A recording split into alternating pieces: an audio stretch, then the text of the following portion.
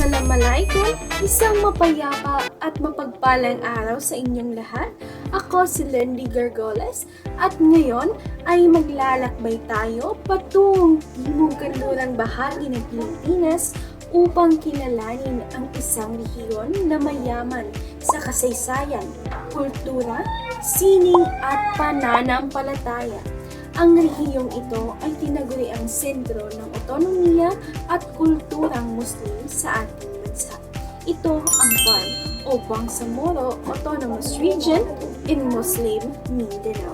Ang BARM ay itinatag upang bigyang halaga ang mga mithiin ng ating kapatid na Muslim para sa sariling pagpapasya o self-determination.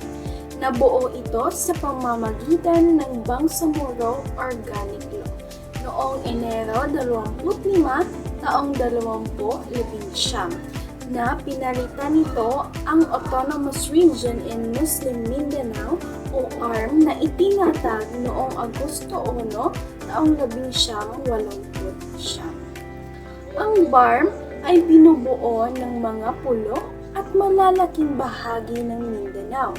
Kabilang dito ang lalawigan ng Lanao del Sur, Basilan, Maguindanao del Norte, Maguindanao del Sur at Tawi-Tawi. Kasama din dito ang mga lungsod ng Cotabato, Lamitan at ang 63 barangay na sa Hilagang Cotabato. Ang kapital o center hall ng BARM o Bangsamoro Government Center ay matatagpuan sa Polari Heights, 7, Cotabato City.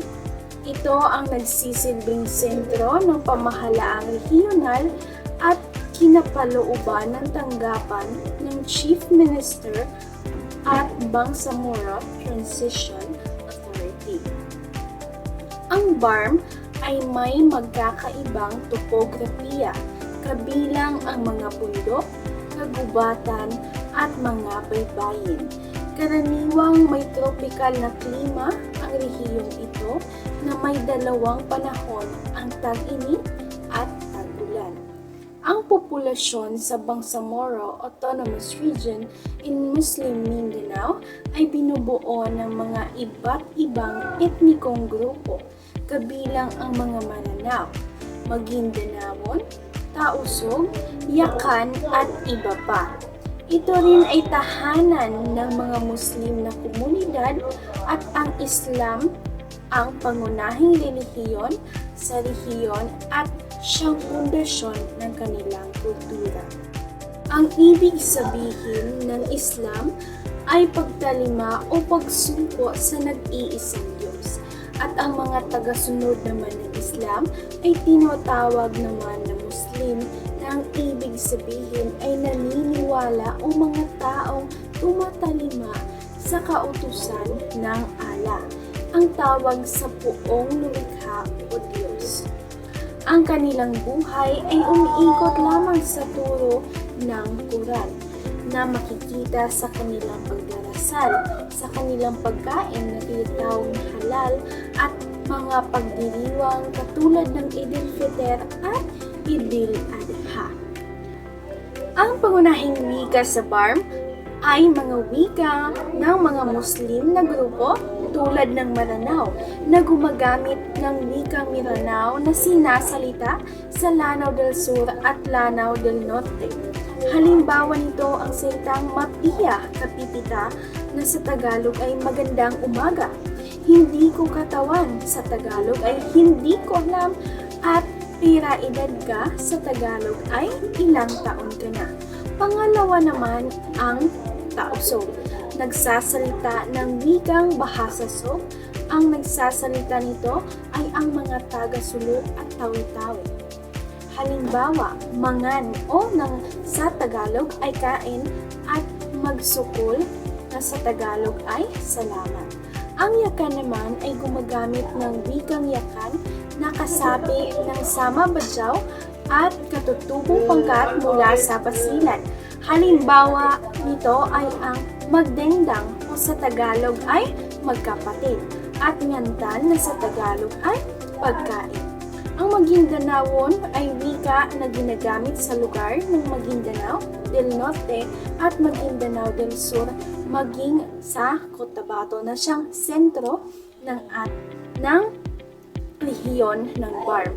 Halimbawa nito ang Assalamualaikum o sa Tagalog ay kapayapaan ay sumainyo na isang pagbati. At Indokano na sa Tagalog ay kumusta ka. Ang pangunahing wika sa BARM na binubuo ng mga wika ng mga Muslim na grupo tulad ng nabanggit ko kanina, ang mga Maranao, Iyakan, Maguindanawon at Tausog ay ginagamit sa paaralan, partikular na sa unang yugto ng edukasyon. Ngunit ang Filipino at Ingles ang kanilang opisyal na wika ng rehiyon at siya rin tinuturo sa mas mataas na antas na edukasyon. Ngayon ay atin namang alamin ang mga pangunahing pangkabuhayan at pinagkukunan ng mga taga-BARM. Una riyan ang agrikultura. Isa ito sa mga pangunahing pinagkukunan ng pangkabuhayan sa BARM. Ang pagtatanim ng mga palay, mais, niyog at iba pa. Dahil ang rehiyon na ito ay may malawak na lupain at magandang klima para sa pagsasaka. Pangalawa naman dito ang pangingisda. Dahil malapit sa dagat ang maraming lugar sa BARM, ang pangingisda ay isa sa mahalagang pinagkukunan ng kanilang pangkabuhayan. Pangatlo ay ang kalakalang panlabas. Ang rehiyon ay may mga malalapit na koneksyon sa mga kalapit na lalawigan at bansa tulad ng Malaysia na nagbibigay ng daan para sa kalakalang panlabas tulad ng importasyon at eksportasyon ng mga kalakal at produkto. At pang-apat naman ay ang minerasyon. Ayon, ang apat na iyon ay isa lamang sa mga pangunahing pinagkukunan ng pangkabuhayan ng mga taga-BARM. Ngayon ay tatalakayin naman natin ang mga tradisyonal na kasuotan sa BARM na sumasalamin sa makulay na kulturang Islamiko at katutubo. Karaniwan sa mga kababaihan ang pagsusuot ng malong, isang malaking tela na maaaring gamitin bilang damit, palda o kumot. Pangalawa, ang hijab, ang takip sa ulo na isinusuot ng mga kababaihang Muslim bilang tanda ng kahinhinan. At ang blouse na may disenyong oker o detalyadong burda. Habang ang mga kalalakihan naman ay nagsusuot ng tapis, sash at turban, isang sombrero na panakip sa ulo para sa mga kalalakihan. Madalas na ang telang ginagamit dito ay yari sa inaul o tradisyonal na habi ng taga-Maguindanawon na may maraming kulay. Kilala rin sa BARM ang tinatawag na kulintang, isang set ng maliliit na gong na ginagamit sa mga mahahalagang okasyon. Ngayon naman ay dumako tayo sa mga tradisyong nagpapatibay sa pagkakakilanlan at pagkakaisa ng komunidad sa BARM. Isa na rito ang kanilang pagdiriwang ng mga kapistahang Islamiko. Una riyan ang Ramadan. Ipinagdiriwang ang buwan ng Ramadan kung saan ang mga Muslim ay nag-aayuno mula sa pagsiklab ng araw hanggang sa paglubog nito. Ang pag-aayuno ay nangangahulugang bawal kumain, uminom at manigarilyo at umiwas sa mga masasamang gawain. Tumatagal ito ng 29 hanggang 30 araw depende sa pagpapakita ng buwan. Pangalawa naman ang Eid al-Fitr. Isa ito sa pinakamahalagang pista sa Islam kung saan ipinagdiriwang ang pagtatapos ng buwan ng Ramadan. Sa taong ito ay inaasahang magkakaroon ng pagdiriwang ng Eid al-Fitr sa Marso 20 o 21. Depende rin yan sa pagpapakita ng bagong buwan. Kaya mayroong pagbabago kung kailan nila ito ipinagdiriwang sa loob ng 1 hanggang 3 araw. Sa kapistahang ito, ang mga pamilyang Muslim sa Pilipinas ay punong-puno ng mga makukulay at malalasang pagkain na sumasalamin sa kanilang kultura. Kagaya lamang ng beef rindang, tiola itom o black soup ng mga tausog at pastil. Bahagi rin ng kanilang tradisyon ang tinatawag na Zakat al-Fitr, na kung saan ay nagbibigay sila ng pagkain o tulong sa mga mahihirap bago pa man magsimula ang mismong kainan. Pangatlo naman ang Eid al-Adha. Ito ay ipinagdiriwang bilang pag-alala sa sakripisyo ni Abraham at ang anak na si Ismail. Ito ay oras ng pag-aalay at paggawa ng iba't ibang mga ritual. Ito ay pinakamalaking pista sa Islam at itinuturing na mas banal kaysa Eid al-Fitr. Kurban, ito ay nangangahulugang pag-aalay.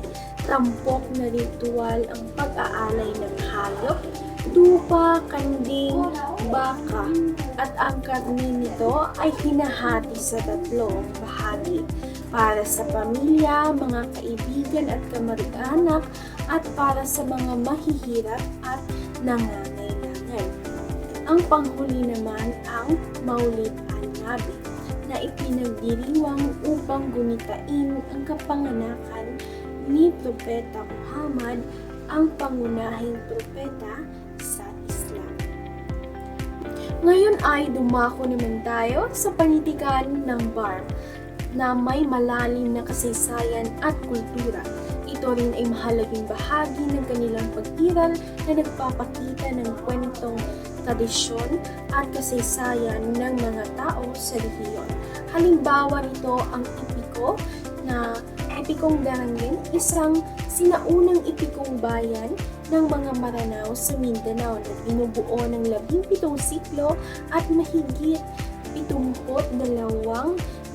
linya na nagkukwento ng mga pakikipagsapalaran ng mga bayani tulad ni Prinsipe Bartugan. Kinilala ito ng UNESCO Intangible Cultural Heritage na naglalarawan ng kultura, batas at kasaysayan ng Maranao bago pa man ang Islam. Pangalawa, ang kwento. Halimbawa nito ang tutol, tinatawag nila na tutol, isang pasalitang panitikan sa Maranao. Ito ay tumutukoy sa iba't ibang kwentong bayan na naglalarawan ng mga pangyayari, kasaysayan, kultura at paniniwala ng mga Maranao. At pangatlo, ang tula. Halimbawa nito ang tinatawag nila na tubad-tubad o bayo, mga tradisyonal na tulang Maranao at Maguindanao na ginagamit sa mga pagtitipon, ang tubad-tubad o bayo. At ang panghuli naman ay ang drama na kung saan sila ay nagtatanghal at ipinapakita nila ang kanilang kultura at paniniwala ng mga pagkain. Ngayon ay atin namang tatalakayin ang mga tanyag na manunulat sa BARM. Una ay si Quirema Pulatan Tuvera, isang premiadong fictionalist, saysanayista at periodista